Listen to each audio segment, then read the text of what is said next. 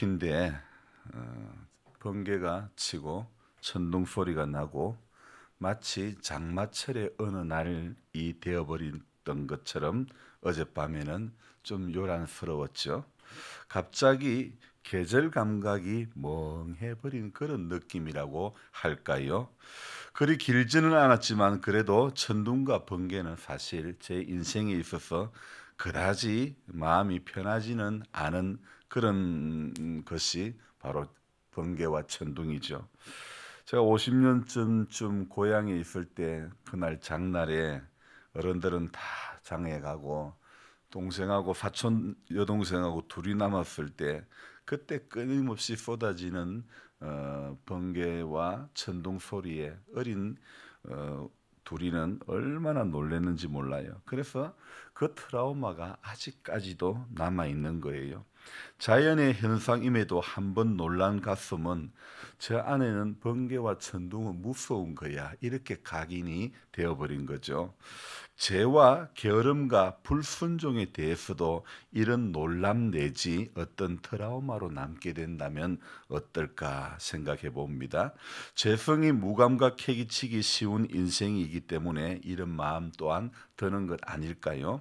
어떤 사람은 비가 오려고 하면 벌써 몸이 찌뿌둥하다고 그렇게 몸이 반응을 일으키기 때문에 흔히 내 몸이 일기예보다 그런 말씀을 하시는 분들도 있는데, 제게는 발 뒤꿈치가 계절을 예보한다고나 할까, 올해도 어김없이 뒤꿈치가 갈라지고 아려오고 또 저도 모르게 자꾸 손으로 뜯게 되고 그래 되는데요.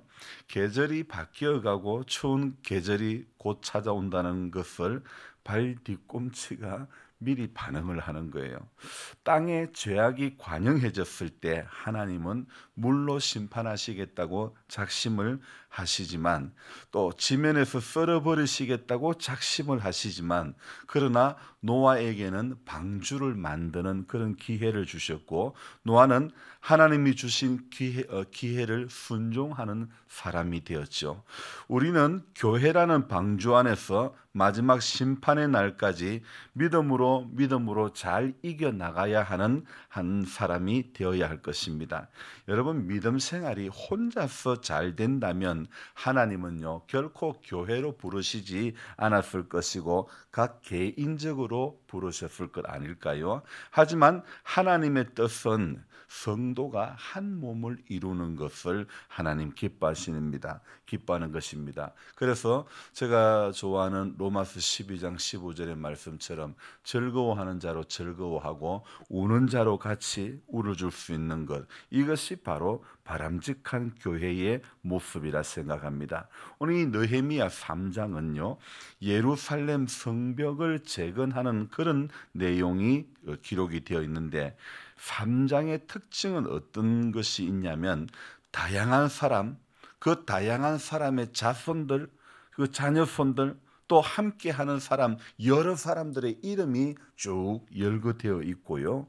또 누구는 어디를 재건했고 누구는 어디를 재건했고 이 말을 이렇게 계속 하고 있는데, 2절부터 보면요 그 다음은 누가 했고 그 다음은 누가 했고, 그 성벽 재건의 과정에 있어서 혼자가 아닌 수많은 사람들의 이름이 등장하고 있음을 알려주고 있죠. 그러니까 수많은 사람들이 함께하며 그 다음은 누가 했고 그 다음은 누가 했고, 이 말, 오늘 그 다음은 이 말은 접속사 형태의 그 다음에는 이 말씀이 은혜가 되는 거예요. 그 다음을 중수한 한 개인이 자기가 한 일을 자랑하듯 공개하는 것이 아니라 느헤미야는 자신과 함께하여 성벽을 재건해 하는 그 일에 힘쓴 사람들의 명단을 쭉 이렇게 나열을 하고 있습니다.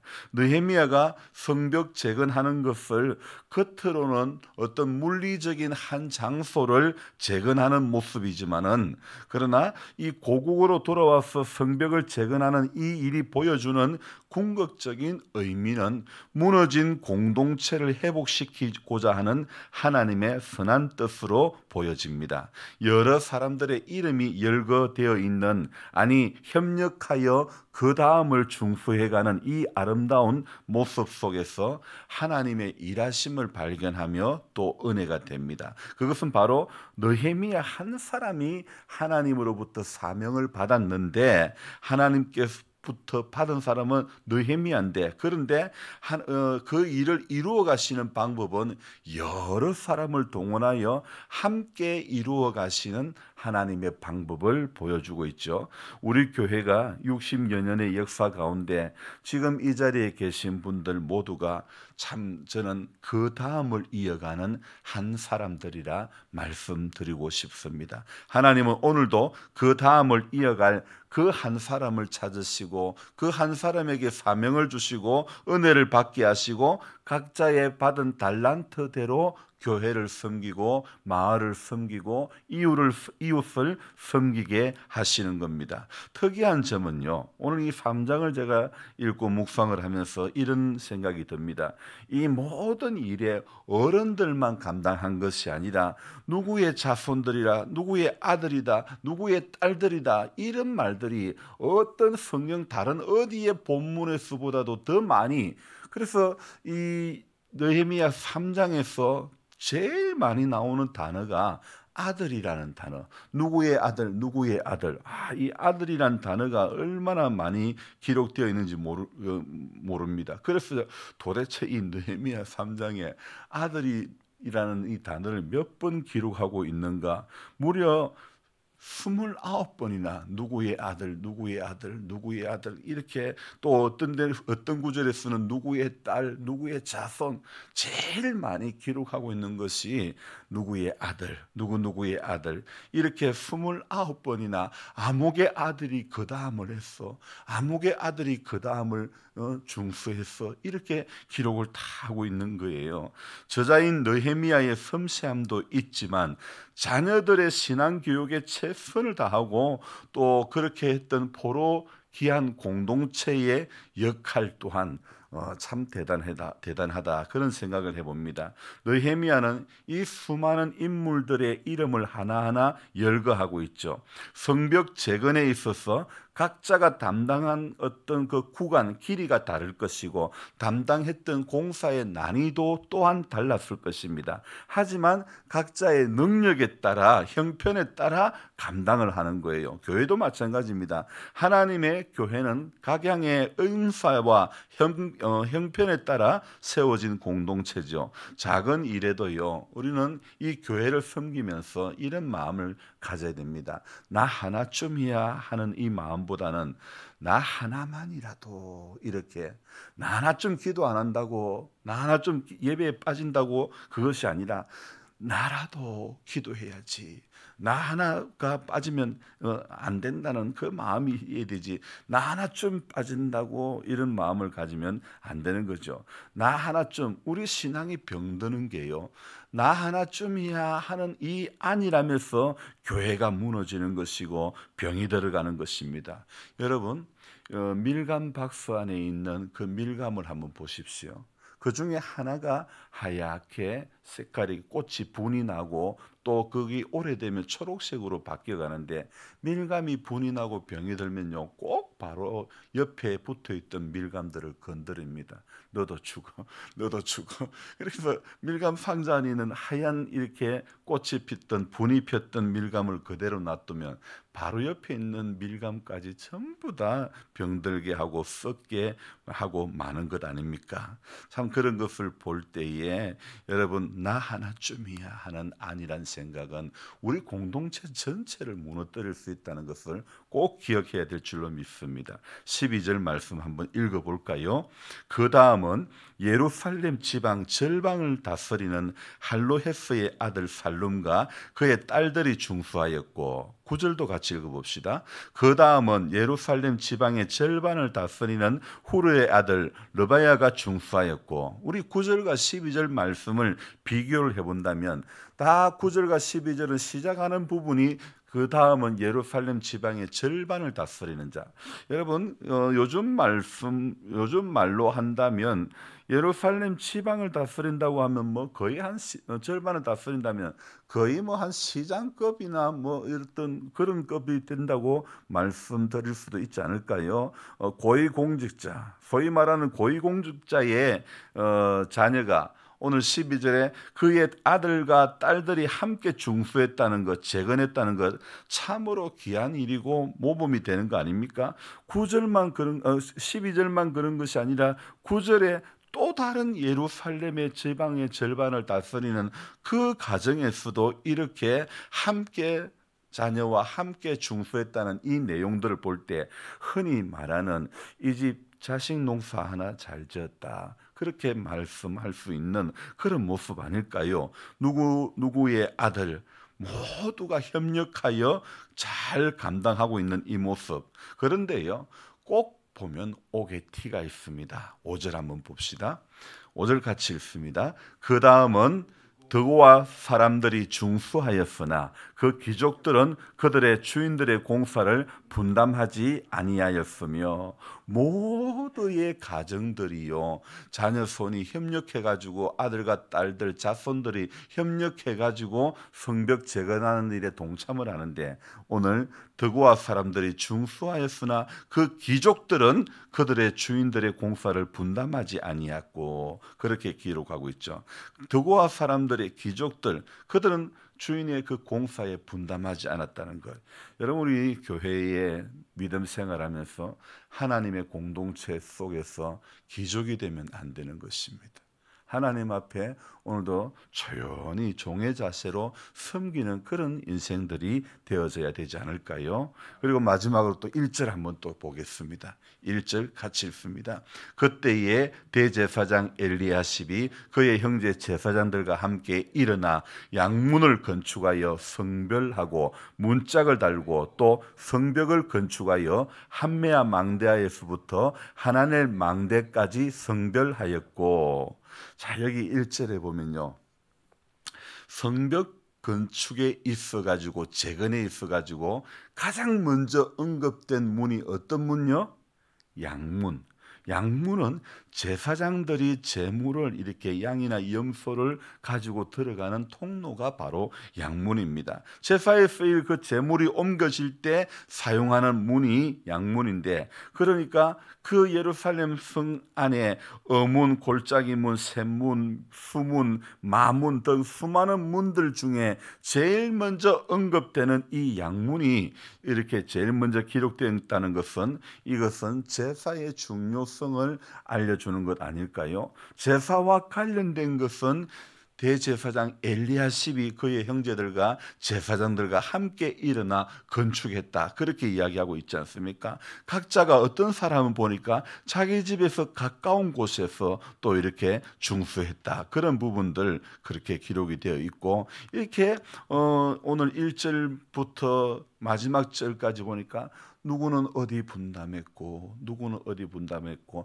그 다음에는 누가 어디, 또 그 아들들이 어디를 어떻게 했다, 이렇게 되는 것. 사실 제일 먼저 그 성벽을 재건하는 일에 제일 우선은 양문이라는 거죠. 그러니까 이 제사의 중요성이 있기 때문에 제일 먼저 양문을 먼저 설명하고 있는데, 요즘 말로 한다면 이것은 예배의 중요성을 일깨워주는 그런 문이 아닐까요? 여러분, 예배가 무너지면 덩달아 신앙과 관련된 모든 것이 무너지고 마는 것입니다. 그러나 예배가 회복되면 우리의 신앙의 모든 것이 전부 다 회복되기 시작하는 것입니다. 그래서 제사를 드릴 때 제사장들은 흠없는 제물을 드리는 것이 원칙 아닙니까?